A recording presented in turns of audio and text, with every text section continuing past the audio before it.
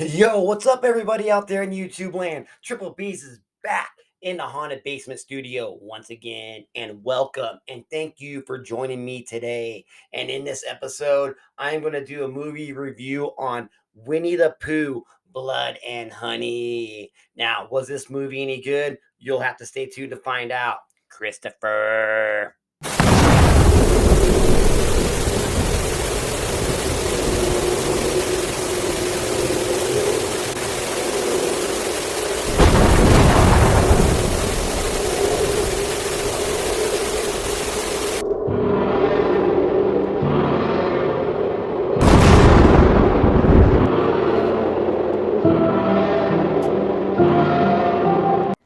Yeah, man. So this is just going to be a fast review. This isn't going to be a hardcore spoiler Yes. review on this.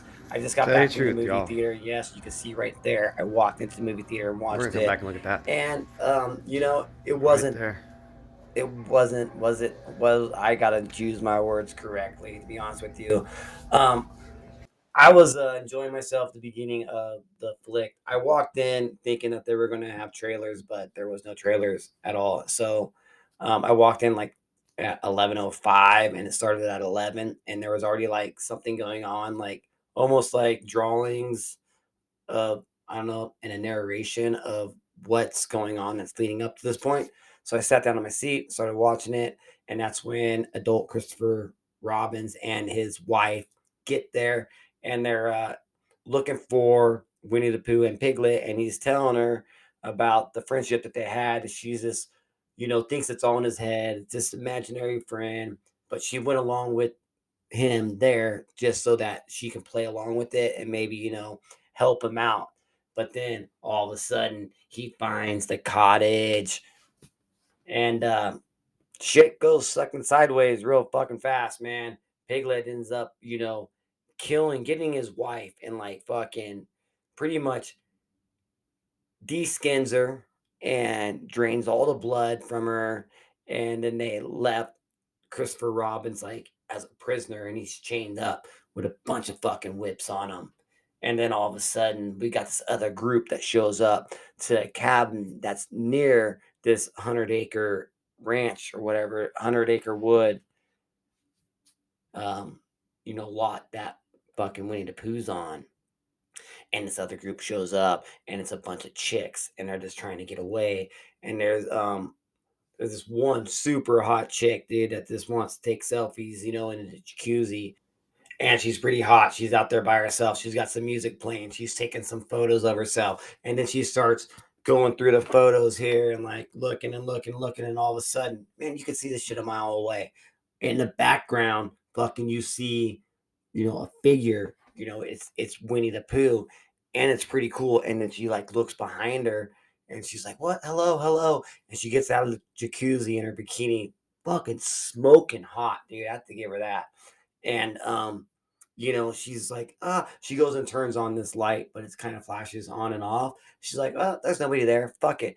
And then she gets back in the jacuzzi, and then this time she lays there with her eyes closed and is kind of relaxing. And the lights fucking flashing, and it shows the background, and you can see Pooh and fucking Piglet slowly getting closer to her with each of the spotlight from the light flashing on and off. And then all of a sudden, Pooh or Piglet fucking puts a rag around her mouth, and fucking she passes out, and they pull her out, and then they take her back to the cottage. All right, man, that was actually a pretty good scene. But the rest of the scenes and like they're all girls except for Christopher, and they get fucking taken to two girls. They kind of go into like an area in their lodge, their cabin, where there's an indoor pool, like a swimming pool. It's like a lap pool, like really kind of small. You've seen it in the fucking trailers. And so there's two girls there. One girl gets knocked out. The other girl jumps in the fucking pool while fucking, I think it's fucking Winnie, fucking, he goes after her with a sledgehammer, and fucking, he slowly makes it to her. Instead of her just easily jumping out of the fucking pool, fucking, she tries to go to the end where he fucking catches up with her and swings the sledgehammer and fucking hits her right in the head. Boom. He does it a couple times until fucking her head comes off and blood goes everywhere. It is really bloody and a lot of blood. It's really gruesome. I think it was a lot of practical effects. There may have been a little hint of CGI in there. I'm not quite sure with the blood spraying, but the it was really dark. Like the tent in the fucking what you're watching was is really it was a dark film movie, and I think it was something to do with the budget of the film, the money wise, for them not to be able to maybe get a better visual looks on it because it was really dark throughout the whole movie. And then um Pooh fucking goes and he picks up the other chick, or no, she gets away, and there's three of them, and um there's another survivor that they're gonna get away.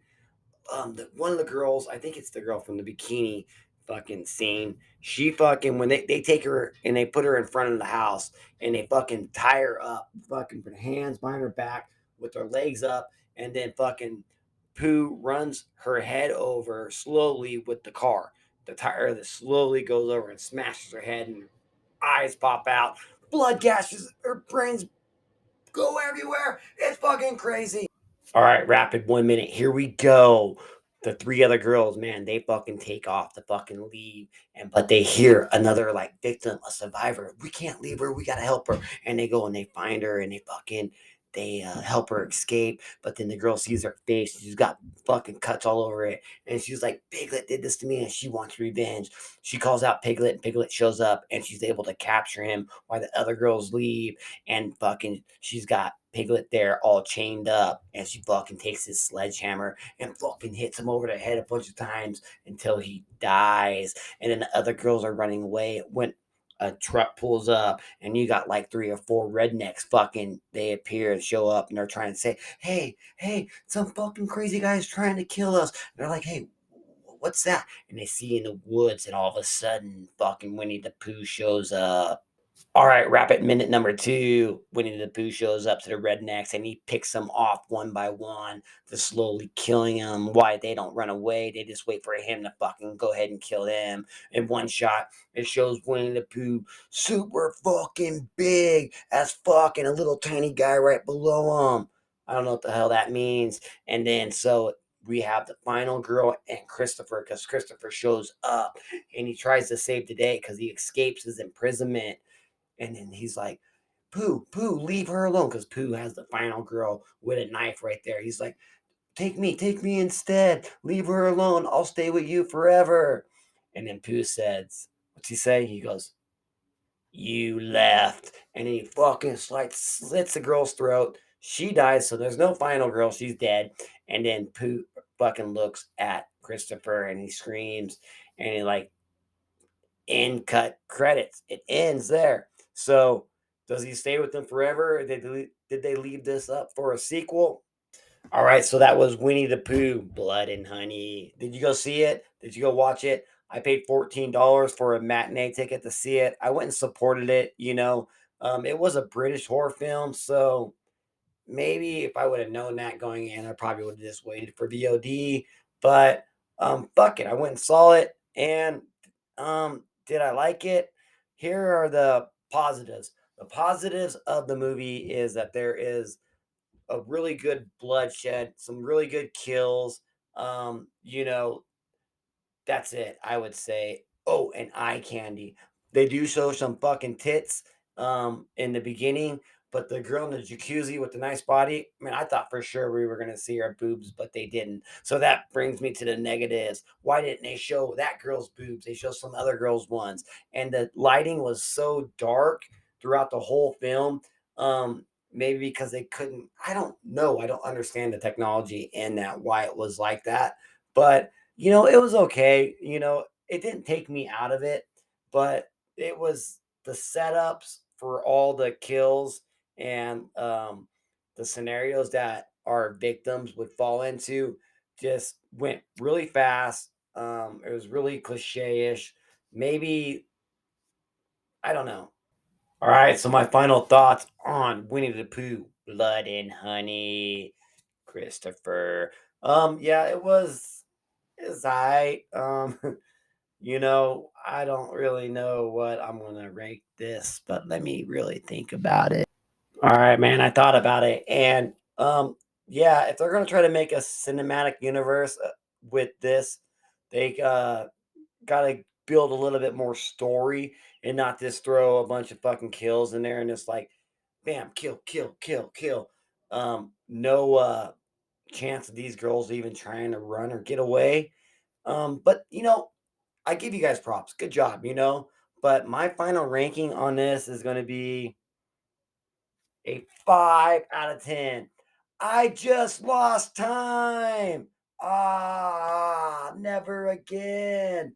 Now that is my ranking. It's 5 out of 10. Did you just lose time watching this? I hope not. Um, but go support any horror movies that you do wish to support because fuck, I love the genre and let's keep it coming. Motherfuckers and Triple B's is out of the Haunted Basement Studio. And remember, on Wednesdays, I do hardcore spoiler movie reviews. And right now, we're balls deep in Scream and Scream 3 reviews coming out. I'm going to be doing Scream 4 next because we're on the road to Scream 6. So if you can't wait for that, hit that sub button down there. And you motherfuckers keep it whore and watch one of those. You'll like it. I promise.